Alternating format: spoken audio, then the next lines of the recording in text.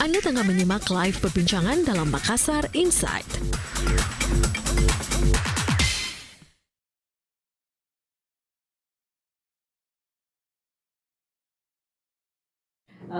Untuk saat ini distribusi air bersih PDAM ini agak terganggu. Jadi untuk mensiasati hal itu, Mirsa tuh biasanya bangun di jam 1, jam 2 dini hari untuk menampung air yang tentunya bisa saya gunakan untuk aktivitas esok harinya. Ini merupakan hal yang biasa ataupun hal-hal yang kita jumpai ya setiap tahunnya. Smart listener, apa yang menyebabkan kenapa distribusi air bersih PDAM Kota Makassar saat ini agak terganggu? Dan untuk pagi hari ini, pagi menjelang siang, kita sudah bersama dengan Bapak Idris Tahir. Beliau ini merupakan humas dari PDAM Kota Makassar. Ya. Assalamualaikum warahmatullahi wabarakatuh, Pak Idris. Waalaikumsalam warahmatullahi wabarakatuh. Gimana kabarnya, Pak? Alhamdulillah sehat walafiat. Ya. Distribusi air di wilayah Bapak lancar atau gimana nih, Pak? Ya. Ya, untuk saat sekarang ini memang ada beberapa kawasan yang suplai air, debit air, tekanan airnya mengalami penurunan yang cukup signifikan. Oleh karena sebagaimana kita ketahui bersama bahwa sekarang ini kan bukan hanya Makassar, Sulawesi Selatan, tapi beberapa kawasan atau daerah di Indonesia mengalami hal serupa. Bahkan ada beberapa provinsi di negara kita ini mengalami kemarau yang sangat ekstrim. Yang masih bisa kita syukuri ini, kita di Sulawesi Selatan ada beberapa kawasan yang mengalami dampak, tapi ada juga yang malah hujan. Ada malah banjir bandang itu di Wajo. Nah, sebenarnya kalau kita berbicara soal ketersediaan air di PDAM Kota Makassar, memang saat sekarang ini kita bergantung terhadap musim hujan, karena ada salah satu bendungan kita yang memang merupakan bendung tada hujan yang ada di Leko Pancing Maros. Jadi bendung tada hujan itu ya namanya juga tada hujan, kalau tidak ada hujan pasti bendungannya akan mengalami kekeringan. Nah, saat sekarang air yang di bendungan itu boleh dikatakan sudah sangat-sangat kering, karena volume yang ada di sana hanya sekitar maksimal 50 cm saja. Bahkan menurut informasi dari petugas pengawas saluran kami, ada beberapa titik yang ada di aliran sungai kita sudah tidak bersambung. Jadinya untuk mensiasati defisit air dari bendung Leko Pancing ini, itu sudah ada beberapa tahun yang lalu kita sudah mulai gunakan. Kita pakai airnya dari Sungai Telok yang ada di Moncong Loe Maros. Ini merupakan satu-satunya alternatif, bukan salah satu tapi satu-satunya alternatif yang kita gunakan sebagai sumber air baku yang kita pakai untuk menggantikan peran dari sumber air baku Leko Pancing yang sudah kering. Jadinya dua instalasi kita, yaitu instalasi 2 Panaikan dan instalasi 3 Antang, hanya berharap suplai air dari pompa suplesi Malengkeri dengan air dari sungai Moncongloe. Nah, kendala yang kami rasakan, yang kami dapatkan dari pengambilan air di sungai Moncongloe adalah karena sungai di Moncongloe ini atau sungai Telok perbatasan atau muaranya itu ke laut, sehingga setiap 2 pekannya itu mengalami intrusi. Pada saat air pasang, maka ketinggian air di laut itu lebih dari ketinggian air yang ada di sungai tersebut, sehingga menyebabkan kadar klorid atau keasinan dari air sungai tersebut itu melebihi ambang batas yang dipersyaratkan. Sehingga kalau ini kan menjadi syarat dari Departemen Kesehatan sudah ada standarnya, sehingga tidak bisa kita gunakan, jadi airnya tidak bisa kita pakai. Inilah yang menyebabkan setiap 2 minggu terjadi hal yang seperti ini, termasuk yang masih terjadi sekarang. Itu kejadiannya mulai dari Jumat subuh sampai sekarang ini, kondisi air di Sungai Moncongloe itu belum normal kloridnya. Dia masih fluktuatif, sehingga produksi air kita di instalasi 2 Panaikan dan instalasi 3 Antang juga masih berproduksi secara fluktuatif. Seperti itu. Oke, Pak, kalau soalnya tadi ya seperti yang diinformasikan, ini kadar klorida atau kalsinan ini sangat besar begitu. Jadi memang dari PDAM ini sengaja untuk memberhentikan gitu ya Pak? Iya, bukan sengaja, harus diberhentikan. Harus diberhentikan ya, karena memang ya ini berbahaya begitu ya. Kadar yang dipersyaratkan maksimal klorid yang berapa ada dari dinas kesehatan itu hanya di 250 liter per miligram air bersih. Sekarang itu dia fluktuasi antara 300 sampai di atas 1000 miligram per liter air bersih. Ini tidak akan mungkin kita kelola. Kalau kita olah ini atau kita produksi, maka kualitasnya menjadi air payau. Jadi tidak mungkin kita bisa suplai air ini ke pelanggan kita karena pasti akan berasa. Sifat air bersih itu kan tidak berwarna, tidak berbau dan tidak berasa. Kalau dia seperti airnya payau itu berasa, itu tidak memenuhi syarat sebagai air bersih. Jadinya itu tidak akan mungkin kita suplai ke pelanggan kita. Nah, banyak juga pelanggan kita berkata tidak apa-apa, yang penting ada airnya. Ada air katanya. Iya, enak di mereka. Yang melanggar hukum kami. Jadi bahaya nanti kalau misalnya ini menjadi aduan oleh masyarakat kita, sebagian kita di class action misalnya oleh karena mensuplai air yang tidak sesuai mutu, ini lebih berbahaya lagi. Makanya kami lebih memilih untuk memberhentikan suplai itu, memberhentikan produksi itu, ketimbang harus menanggung resiko dengan memberikan kualitas air yang tidak bagus kepada masyarakat kita. Seperti itu.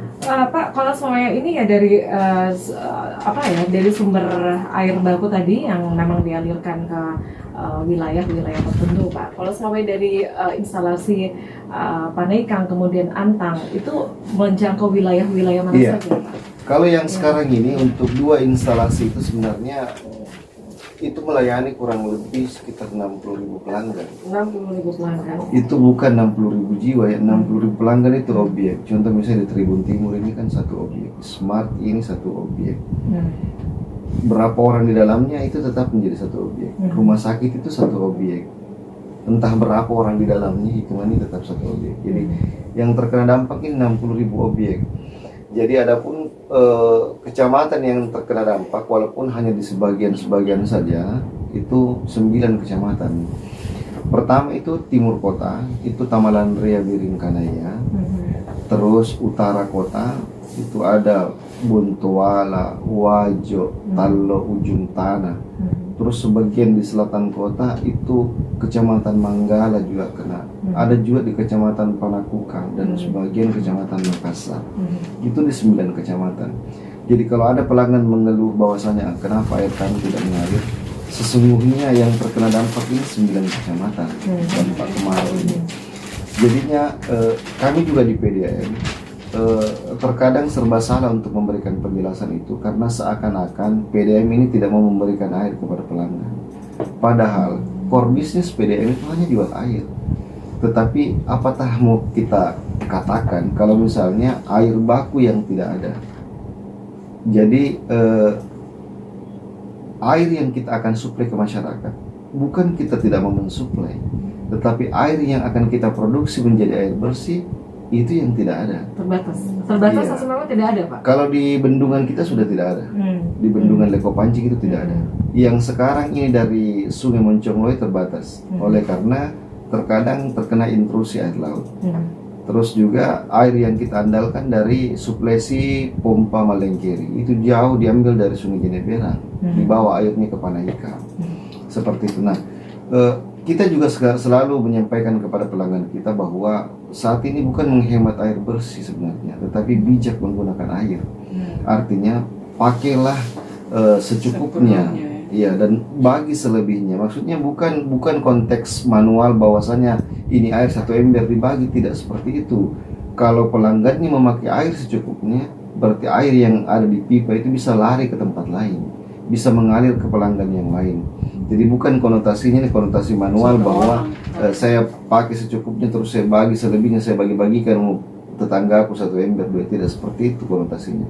Yang dimaksud itu bagi selebihnya adalah kalau Anda memakai air misalnya hari ini Anda hanya butuh 100 liter di rumah Anda, stop, tidak usah pakai air lagi, biarkan airnya menuju ke tempat lain. Itu yang dimaksud bagi selebihnya. Jadi kami tetap menyampaikan himbauan-himbauan kepada masyarakat, hindari pemakaian air yang tidak pada tempatnya karena nanti menimbulkan hal yang kurang bagus di mata pelanggan yang lain. Contoh misalnya karena ada daerah yang airnya bagus, itu dia seenaknya pakai untuk cuci mobil, siram pekarangan, siram kembang.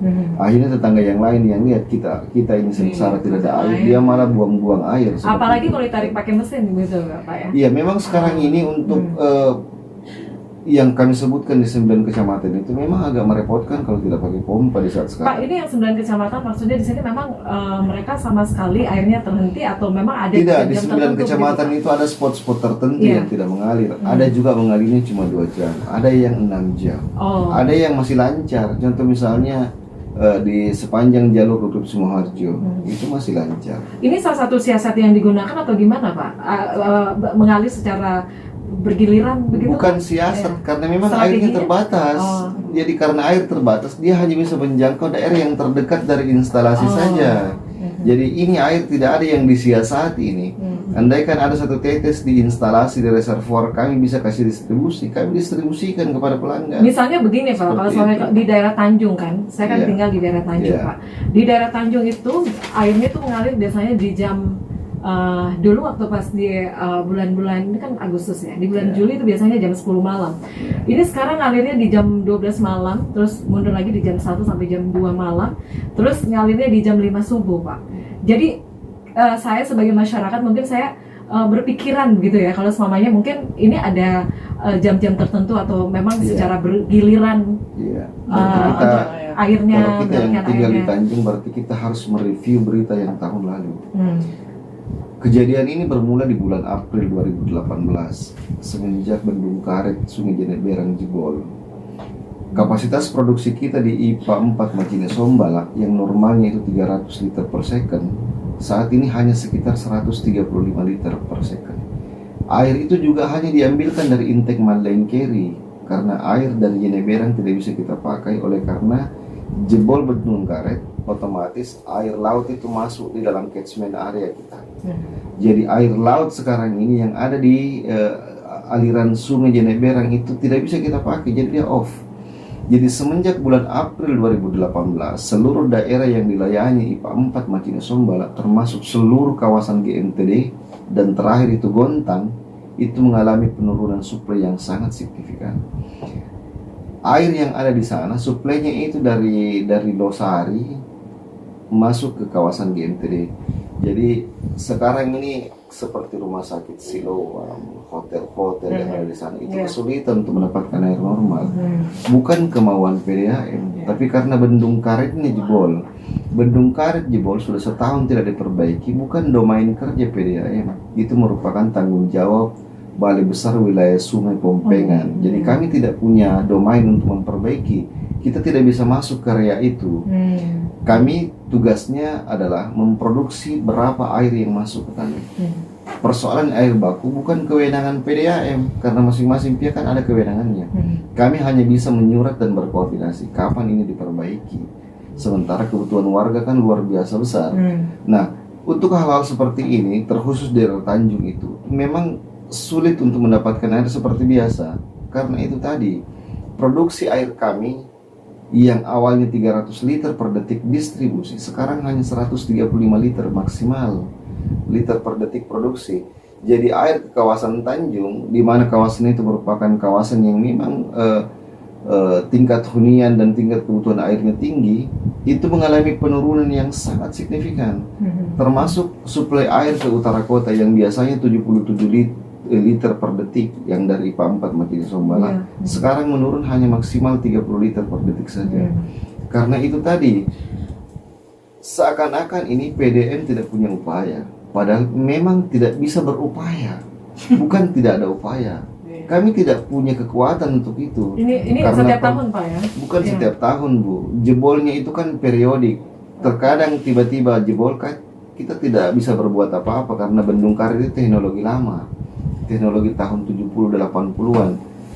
Bendung karetnya itu sudah tidak diproduksi lagi, pabriknya sudah tidak ada, jadi harus dipesan khusus entah di mana pesan. Itu memang untuk situasi yang di Tanjung begitu Pak, Iya, bendungannya yang di Tanjung. yang Kalau yang di Tanjung, daerah tapi kalau utara lain lagi itu karena kan memang murni setiap tahun, kemarau. iya, murni seperti kemarau itu. begitu. Kalau ini pernah terjadi tahun 2016 sebelumnya, itu sudah diperbaiki, jebol lagi 2018 Iya. untuk sisi tanggul yang lain. Jadi di Tanjung itu sebenarnya andaikan ini selesai, kami sekarang ini tidak mau menunggu lagi itu bendungan karet diperbaiki. Jadi itu katanya janjinya di informasi kita tidak bisa karena membahas alatnya itu, terbatas. ya, Ya, karena bukan kemarin- domain kami Oke. tidak enak menanggapi Iya. instansi vertikal yang Iya. merupakan kewenangan mereka, karena mereka punya sistem kerja yang berbeda dengan kami.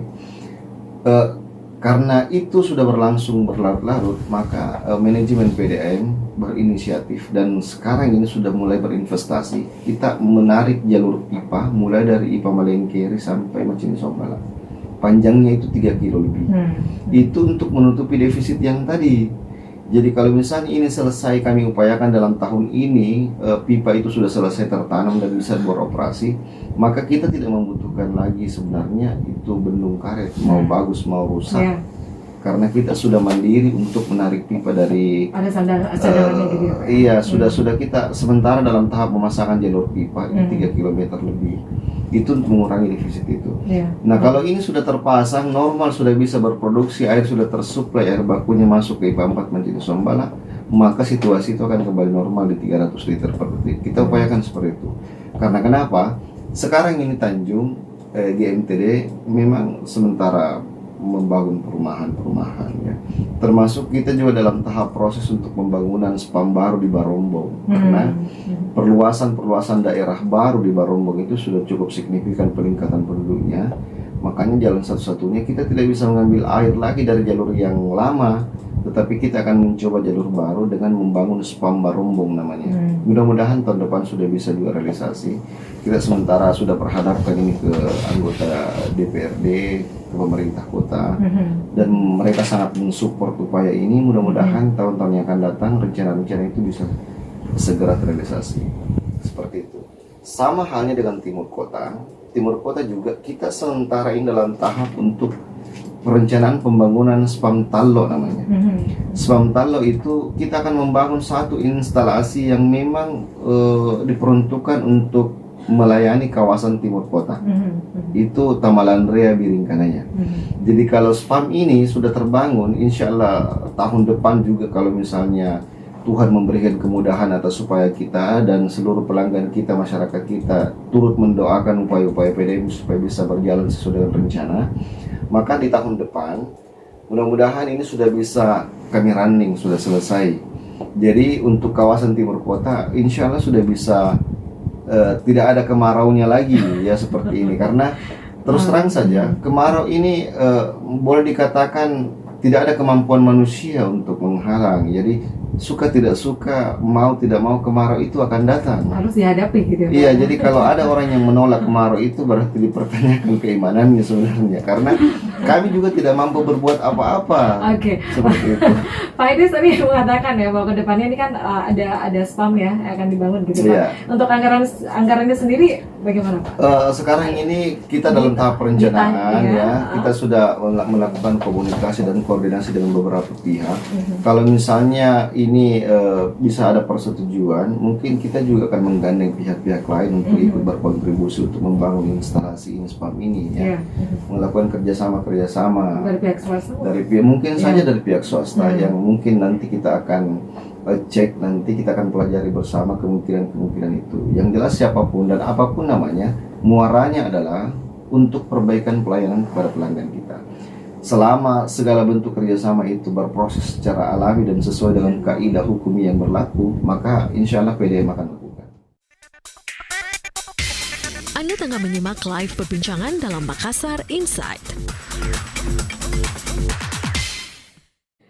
Distribusi air PDAM di beberapa wilayah di Kota Makassar ini terhenti karena debit air yang disuplai bendungan Leko Pancing semakin berkurang karena dan saat ini suplai air sisa 58,7 liter per detik. Ini sangat jauh dari ketentuan normal 580 liter per detiknya. Kita tadi juga sudah berbincang ya dengan Pak Idris tadi untuk memenuhi air untuk wilayah timur dari PDAM Makassar ini juga saat ini sedang mengupayakan adanya pembangunan SPAM ya. Iya.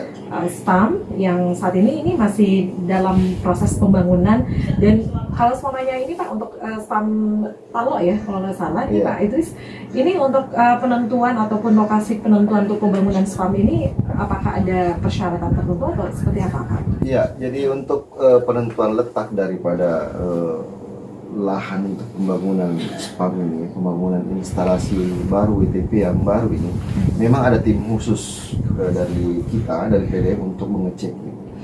Artinya apa? Kita maunya lokasi pembangunan itu tidak jauh-jauh dari sumber ya, karena kan rencana sumber air yang kita pakai ini sumber air dari Sungai Tello yang sama dengan PLTU pakai. Jadi dia ada di jembatan Tello situ, mungkin dia sampai ke kawasan sekitar dalam BTP atau mungkin sekitar daerah Maros ya. Kita tidak tahu lokasi yang ditentukan karena sekarang ini Bu, kalau berbicara orang mengenai orang mencari lahan, biasa orang yang punya lahan sekitar situ tiba-tiba dikasih naik harga lahannya. Apalagi kalau ada broker-broker misalnya ya, ada yang tahu ini mengurus ini, bisa-bisa nanti harga lahan tersebut tiba-tiba naik.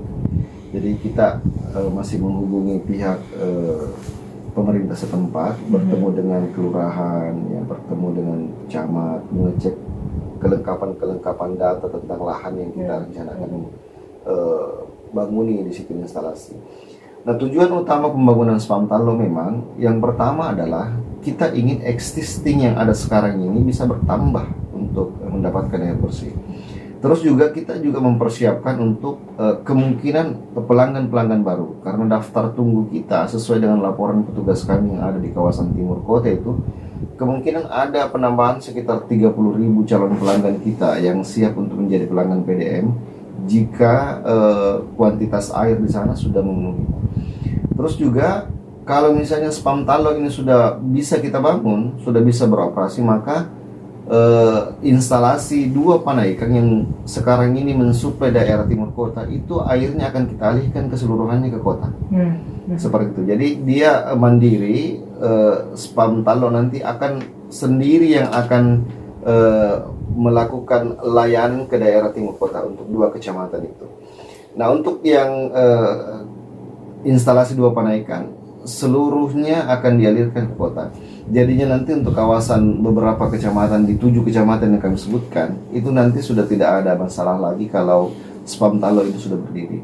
Nah, untuk kawasan-kawasan yang bermasalah sekarang ini saja, yang sama sekali tidak mendapatkan air begitu, itu di daerah utara kota tentunya, mungkin di daerah-daerah yang ujung-ujung pipa, contoh misalnya di kawasan Sultan Abdullah, Makam Raja Talo, itu terus di sebagian daerah Cambaya, Barukang, Sabutung, Galangan Kapal, sekitar kawasan Capoa, Jalan Rapi, Jalan Indah, terus daerah Tauku Umar, Sinasar, Rapokaling, Wala-Wala, dan masih banyak lagi daerah-daerah yang ujung-ujung pipa kita.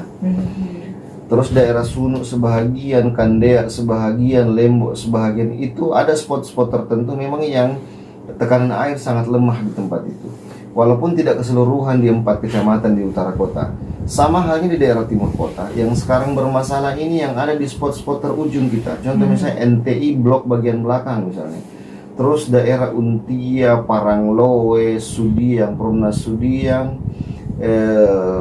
daerah Arunteko, Mangga 3, blok paling belakang, BTP blok paling belakang, semua yang ujung-ujung ini bermasalah. Kenapa bermasalah? Karena pertama, karena memang berada di ujung pipa pelayanan kita, terus kontur daerahnya yang berbukit, lebih tinggi dari hunian yang ada yang lainnya. Jadi sifat air kan mencari yang rendah. Otomatis kalau ada kawasan yang lebih tinggi semeter saja, terus dengan tekanan yang lemah, itu tidak akan mampu untuk naik menjangkau untuk daerah itu. Nah, terkadang ini yang ada cemburu, masa tetangga saya depan rumah mengalir, saya tidak. Setelah kita datang ke sana, rumah yang di depannya itu masih standar, belum dirubah strukturnya. Dia sudah renovasi. Oh, ini Pondasinya sudah dinaikkan, meterannya di atas, yang rumah yang di depannya meterannya masih di bawah. Tekanan air kecil dia dapat, dia tidak. kena tinggi. Dia yang renovasi rumah tidak dapat air, yang rumah standar dapat air. Itu lucu lagi, dia bilang ini tidak adil masa tetangga depannya. Tidak, karena tekanan air lemah, Iya. debit air kecil di dalam pipa, air yang ke rumah pelanggan itu terbatas. Kena tinggi. Jadinya dia beda ketinggian 1 meter elevasinya, dia tidak ngalir, tetangganya ngalir, seperti itu. Jadi pada saat yang seperti ini memang sensitivitasnya pelanggan kita luar biasa. Lorong di sebelahnya mengalir, dia tidak mengalir, protes lagi. Kita sejurusan tidak ngalir. Padahal kalau kita lihat dari jalan, dia memang lebih tinggi di belakang ketimbang yang di depan. Dia cemburu yang di depan karena kondisi air kurang. Sebenarnya kan kita kadang melakukan candaan-candaan ke pelanggan kita untuk hiburan kami, bahwasanya yang dua rahasianya itu. Pertama, perbanyak sabar dan jangan iri hati, kan seperti itu. Karena kalau tetangga ngalir kan ya sabar saja, jangan iri hati, seperti itu. Kenapa? Karena kondisi sekarang ini tidak memungkinkan air itu bisa menjangkau seluruh daerah. Kalau dikembalikan ke kami maunya setiap mata orang berkedip dapat air. Oke. Seperti itu. Tapi kondisinya kan tidak seperti itu dengan musim yang kemarau yang sangat Terbatas, ekstrim gitu sekarang ya. ini, seperti itu ya. Apalagi nih sampai 2 bulan ke depan begitu Pak ya. Untuk musim kemarau katanya sih sampai Iya, Desember, sampai kan? Oktober ya. Kalau misalnya sesuai dengan informasi awal yang kami dapat dari rekan kita dari BMKG, Pak. BMKG mengatakan bahwa memang kemaraunya lebih cepat. Dia di bulan Juni sudah terasa. Ya mungkin di akhir September nanti sudah mudah-mudahan lah, harapan kita mudah-mudahan tidak sampai Oktober ya, mungkin pertengahan September atau akhir September sudah ada hujan. Karena Makassar ini kalaupun tidak ada hujan 5 tahun tidak apa-apa. Yang penting Goa dengan Maros hujan, itu untuk PDAM. Karena sumber airnya dari Goa dan Maros. Makassar ini kalaupun dilanda hujan lebat, jatuhnya ke laut. Dia tidak tertampung dimanapun. Dia dari saluran gotnya, dari atap rumahnya orang turun ke got, dari got masuk kanal ke laut. Itu kalau Makassar yang hujan. Tetapi kalau daerah Maros dengan Goa yang hujan, tidak sampai di atap, dia langsung ke sungai. Sungainya tertampung di bendung lari ke salurannya PDAM. Seperti itu. Jadi yang kami harapkan hujan lebih awal itu adalah Maros dan Goa. Turunkanlah hujan itu sebagai hujan yang berkah, bukan musibah. Walaupun dengan intensitas hujan yang besar, tetapi memberi manfaat kepada orang semuanya. Baik kepada pertanian, irigasi, kepada PLN yang butuh air juga, termasuk ke PDAM. Karena kami juga ini airnya dijatah, Bu. Seperti itu. Jadi air ke PDAM berapa volumenya, debitnya, air ke PLTU berapa, air ke irigasi berapa. Ini ditentukan oleh pihak balai besar, bukan di kami, seperti itu. Jadi ada jatahnya tertentu. Iya, ada sudah ditentukan sekian kapasitas yang bisa kami ambil. Oke, Pak Idris tadi yang seperti diinformasikan ya bahwa tadi SPAM ya yang ini proses pembangunan ya. Kemudian tadi yang seperti diinformasikan juga oleh Pak Idris, memang ada wilayah-wilayah tertentu yang di Makassar memang mereka tidak mendapatkan air sama sekali begitu. Iya. Dari PDAM sendiri Pak untuk bisa memberikan sedikit semacam untuk pemenuhan air bersih sendiri untuk di wilayah-wilayah tertentu. Kalau apa yang pelanggan dilakukan PDAM, menyebutnya itu mengurangi penderitaan. Sebenarnya seperti ini. PDAM ini hanya bentuk pertanggungjawaban moral saja kepada pelanggan kita. Jadi pelanggan-pelanggan yang tidak mendapatkan air di musim kemarau seperti sekarang, kami menyiapkan 11 armada mobil tangki gratis kepada pelanggan kita. Syaratnya paling tidak bisa datang ke kantor wilayah, mendaftar dengan membawa bukti rekening air yang dia miliki, dengan menitipkan nomor telepon yang bisa dihubungi, supaya paling tidak kalau mobil tangkinya mau datang bisa ditelepon dulu warga yang melapor itu.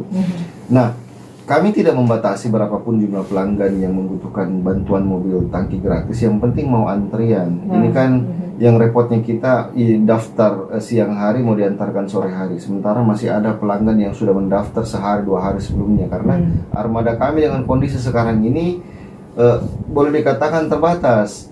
Satu armada itu mau bawa berapa liter kubik, Pak? dia variatif antara 4.000 sampai 5.000 liter atau 5 kubik ya. Kalau kita hitung PD Makassar dengan jumlah armada mobil tangki 11 unit itu terbesar yang ada di Sulawesi Selatan sebenarnya. Tetapi di saat kemarau seperti itu malah terasa kurang karena luasan daerah yang terkena dampak kemarau ini cukup luas. Jadinya contoh misalnya satu kali pengantaran di daerah Untia Desa Nelayan itu harus 2 tangki ke sana karena banyaknya orang yang membutuhkan air. Termasuk daerah lain diantarkan satu tidak cukup, diantarkan lagi satu. Terus pelanggan yang lain juga ngocek. Kami sudah mendaftar duluan ketimbang dia yang mendaftar sana. Yang menentukan pendaftaran itu rekan kami yang ada di kantor, bukan pelanggan yang merasa. Jadi kami harapkan pelanggan itu datang supaya dia bisa berkomunikasi aktif dengan petugasnya.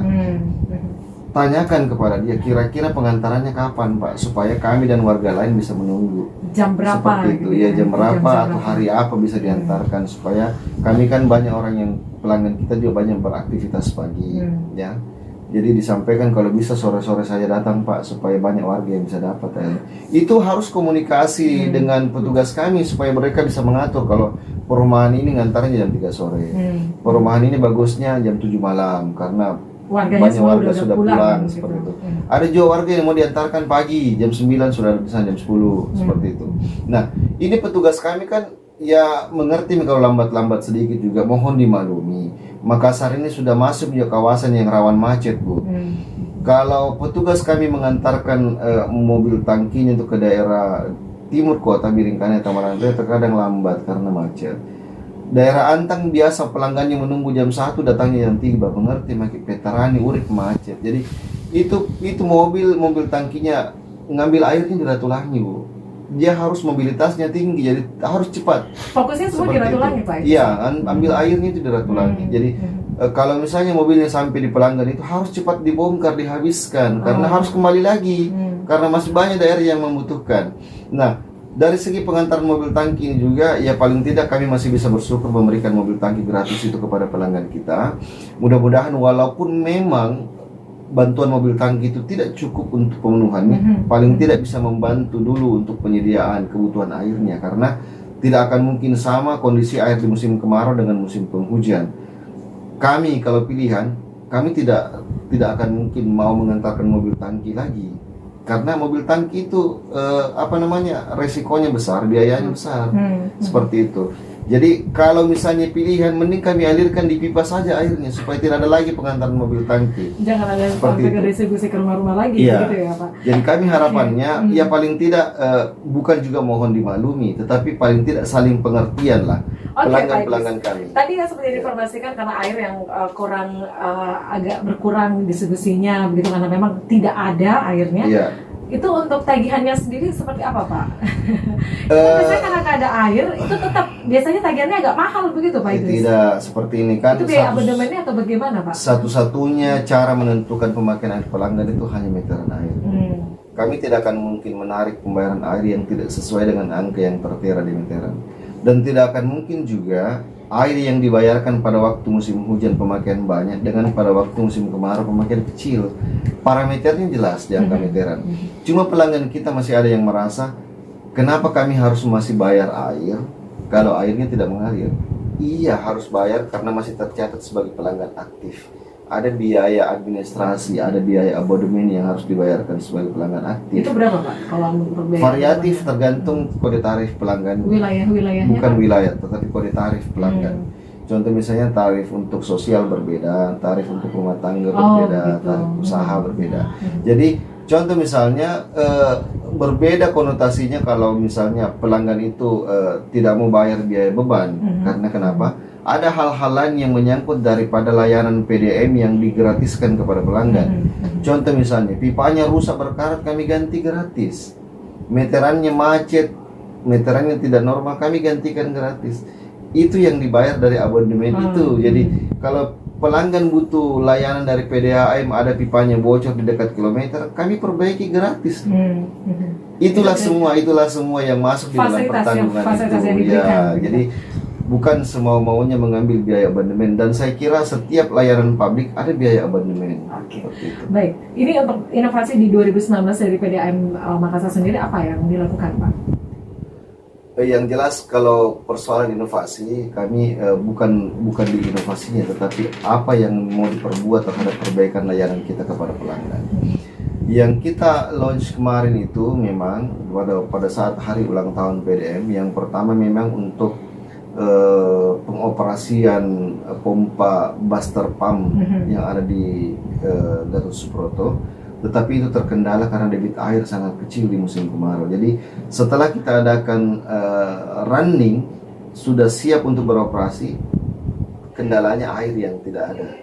Seperti itu. Jadi instalasi booster pump itu sudah siap beroperasi, tapi air yang mau dikirim ke booster itu tidak ada karena kemarau, jadi dihentikan sementara.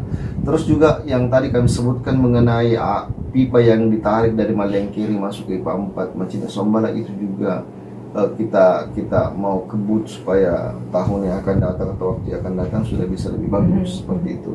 Nah, kami harapkan apapun hal-hal yang dikerjakan oleh PDAM itu mudah-mudahan bisa paling tidak memberikan perbaikan layanan yang dirasakan oleh masyarakat kita. Oke. Baik, kita masih punya waktu kurang lebih 10 menit lagi ke depan ya, dan untuk saat ini kita juga sudah terhubung dengan Bapak Hanafi dari BMKG wilayah Sulawesi Selatan. Saudara wilayah Makassar. Oke, kita sudah terhubung. Assalamualaikum warahmatullahi wabarakatuh, Pak Hanafi. Waalaikumsalam warahmatullahi wabarakatuh. Pak Hanafi, kita bersama dengan Pak Idris Tahir dari Humas PDAM Makassar. Ya, apa kabar Pak Anda? Baik. Ya. Baik. Ini Pak Hanafi, kita berbincang ini terkait distribusi air dari PDAM yang memang sangat terbatas ya, karena memang air tidak ada masuk di musim kemarau untuk saat ini. Dari BMKG sendiri untuk Makassar ya, untuk wilayah Makassar untuk musim kemarau, apakah memang masih cukup panjang yang akan dirasakan oleh masyarakat, begitu Pak Hanafi? Ya, jadi sesuai dengan apa yang telah kami rilis ya di website kami bmkg.go.id, untuk wilayah Makassar dan sekitarnya kami perkirakan bahwa kita akan memasuki musim hujan nanti pada awal November atau dasarian pertama November. Ya. Jadi masih cukup lama karena sekarang kita masih ada di akhir Agustus, September, Oktober. Jadi masih ada kurang lebih sekitar 2 bulan menjelang kita masih musim hujan. Oke. Itu apa yang menyebabkan Pak Hanafi kenapa kemarau ini cukup panjang untuk tahun ini Pak? Apakah sama dengan tahun sebelumnya begitu Pak? Ya. Jadi secara umum sebetulnya sama ya, memang ada sedikit fenomena alam yang terjadi di sekitar wilayah kita. Jadi menurut yang telah kita rilis, ada sedikit fenomena namanya El Nino ya. El Nino ini walaupun sifatnya lemah tapi mempengaruhi pola hujan yang ada di wilayah Makassar dan sekitarnya. Jadi biasanya akhir Oktober kita sudah ada turun hujan, nanti awal November baru mulai turun hujan. Jadi sedikit panjang lah akibat fenomena El Nino ini. Ya, kemudian dari dinamika atmosfer juga kami pantau bahwa sekitar wilayah Sulawesi suhu muka laut kita ini masih sangat dingin ya. Jadi sangat dingin, anomalinya sekitar 1 hingga 2 derajat. Jadi minus 1 hingga 2 derajat dibandingkan rata-ratanya. Jadi suhu muka laut yang dingin ini tentunya mengakibatkan pertumbuhan awan-awan masih sangat susah terjadi, apalagi awan-awan yang terbentuk secara konveksi ya. Memang sempat beberapa hari yang lalu ada pertumbuhan awan-awan secara orografi akibat daya angkat yang diakibatkan oleh hambatan pegunungan. Ini terjadi di sekitar wilayah Sidrap dan sedikit wilayah Entrekan ya. Jadi kemarin 3 atau 4 hari yang lalu ini ada sempat terjadi hujan yang cukup deras di wilayah tersebut. Oke, Pak Hanafi, nanti kalau semuanya perkiraannya ya, kalau semuanya untuk musim kemarau nanti itu berakhir ya. Untuk hujan nanti kita mendapatkannya di November. Untuk wilayah-wilayah di Sulawesi Selatan sendiri Pak, yang nanti kebagian untuk hujan sendiri itu di wilayah mana saja Pak? Makassar, Maros kan? Iya. Jadi variasi awal musim kemarau ini tidak sama untuk seluruh wilayah Sulawesi Selatan ya. Ya, jadi ada wilayah yang sudah masuk musim hujan, ada yang masih tetap kemarau. Jadi distribusinya itu agak berbeda. Jadi wilayah yang memasuki musim hujan ini yang paling duluan muncul itu wilayah pantai barat Sulawesi Selatan, mulai dari Pindrang ke selatan Pindrang, Parepare, Baru, Pangkep, kemudian Maros, Makassar, Goa Takalar hingga ke Selayar. Nah itu periode yang saya sebutkan tadi awal November. Ya, memang ada wilayah yang sudah mulai akhir Oktober, tetapi wilayah itu ada dari Sulawesi Barat ya, daerah Mamuju, daerah Polmas dan sedikit wilayah Pindrang. Jadi dekade 3 atau Oktober, akhir Oktober, wilayah yang saya sebutkan tadi, wilayah Sulawesi Barat itu udah mulai turun hujan. Terus untuk perkiraannya sendiri nanti kalau semuanya masuk di musim penghujan begitu Pak, untuk hujan sendiri untuk di tahun ini nanti seperti apa Pak? Apakah memang agak curahnya tinggi juga atau bagaimana Pak perkiraannya nanti? Jadi untuk sementara informasi yang kita rilis, kondisi musim hujan kita ini relatif normal ya. Artinya sama dengan rata-ratanya. Memang ada beberapa wilayah yang agak tinggi, ada yang agak rendah gitu. Tapi untuk Sulawesi Selatan sendiri itu relatif normal atau sama dengan rata-ratanya. Oke. Mungkin yang terakhir Pak Hanafi untuk himbauannya kepada masyarakat, khususnya untuk wilayah Makassar ini ya, karena masih lama kemaraunya. Mungkin himbauan kepada masyarakat begitu Pak Hanafi? Ya, jadi musim kemarau kita mengakibatkan daripada kelembaban udara di permukaan bumi kita ini menjadi sangat berkurang ya. Kelembaban udara yang kurang disertai dengan suhu yang tinggi itu bisa memicu gampang sekali terjadinya kebakaran. Jadi kami mengimbau masyarakat kita untuk lebih berhati-hati dalam aktivitas. Bagaimana caranya hingga peluang terjadinya kebakaran yang terjadi di rumah tangga dan sebagainya, lingkungan dan sebagainya, bisa kita minimalisir dengan memperhatikan kondisi tersebut. Kemudian tentunya juga berdampak pada kondisi kesehatan yang relatif kering. Apalagi beberapa hari terakhir pada waktu sore hari ini terjadi angin kencang yang cukup kering berasal dari timur ya. Berasal dari timur. Kalau karakteristik ini angin lokal setempat namanya angin barubu. Ini sifatnya kering, kemudian panas, sehingga aktivitas kita bisa berhambat dengan kondisi angin tersebut. Oke, jadi waspada kebakaran gitu Pak ya, untuk kesehatan juga lebih dijaga dan juga air begitu, itu lebih baik. Iya, karena ada nih PDAM, makanya kita himbau juga untuk mengurangi bagaimana caranya sehemat mungkin lah, agar air yang kita pakai bisa kita hemat. Kemudian gimana caranya penghematan itu kita lakukan, biasanya cuci mobil pakai air ya. Betul. Gimana air ya? Iya betul. Oke. Baik. Masih ada yang ingin disampaikan Pak Hanafi? Ya, jadi khusus untuk kemarau kita ini karena sifatnya lebih kering dibandingkan kemarau sebelumnya. Jadi untuk bisa beraktivitas, untuk tidak overactive lah, jangan terlalu banyak aktivitas di luar rumah karena kondisi udara kering, gampang sekali kesehatan kita ini ya terserang dengan kondisi tersebut. Baik, terima kasih Pak Hanafi. Terima kasih Kanda, makasih. Iya, makasih. Baik, terima kasih Pak Hanafi dari BMKG Sulawesi Selatan. Baik, terima kasih. Assalamualaikum warahmatullahi wabarakatuh Pak Hanafi. Oke, baik Pak Idris, mungkin ini sebagai closing statement kita. Iya, baik. Sebenarnya saya senang sekali ada Pak Hanafi, beliau kakanda saya. Ya, tetapi ada juga sedikit kesedihan karena awalnya bulan Oktober sudah ada hujan, ini mundur lagi bulan November. Tetapi segala hal itu pasti ada hikmahnya. Semua kondisi-kondisi sekarang ini perlu kita ambil bagaimana mensiasati supaya kondisi ini tidak berlarut. Yang jelas, kami di PDAM Kota Makassar tetap harus memberikan layanan-layanan itu kepada pelanggan kita. Kami berdoa, walaupun mungkin kemarau ini akan berlangsung sampai bulan November, baru ada musim hujan tiba, tetapi kami harapannya semoga air baku yang ada di Sungai Moncongloa itu tetap aman. Karena kenapa? Kalau misalnya air baku yang ada di sana siklusnya merata setiap 2 minggu misalnya, intrusi air laut itu masuk. Kalau bahasa Makassar tadi disebut Pak Hanafi angin barubu. Kalau ini bahasa Makassar dibilang bonang. Airnya bonang. Jadi pada saat air pasang itu ketinggian air laut itu melebihi ketinggian air yang ada di permukaan air yang ada di sungai.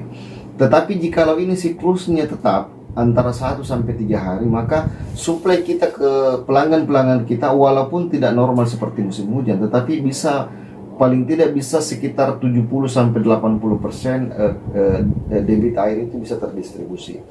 Sekarang kendalanya mulai dari hari Jumat tadi yang kami sampaikan lebih awal sampai hari ini, itu yang disampaikan tadi Pak Hanafi juga ada El Nino, bahwasanya sebenarnya ini ada supermoon yang terjadi sehingga bertahan itu ketinggian air laut lama turunnya karena supermoon ini. Tetapi berdasarkan analisa teman-teman kami, semenjak semalam itu setelah maghrib itu kadarnya sudah mulai menurun. Terus kadar kloritnya juga sudah ada perubahan ya. Jadi produksi air kita sudah mulai kita tingkatkan. Yang awalnya ke kota itu hanya 50 liter per detik. Kami pantau tadi malam sampai subuh hari itu sudah ada peningkatan 270 liter per detik. Ini sesuatu hal yang sudah menggembirakan kami.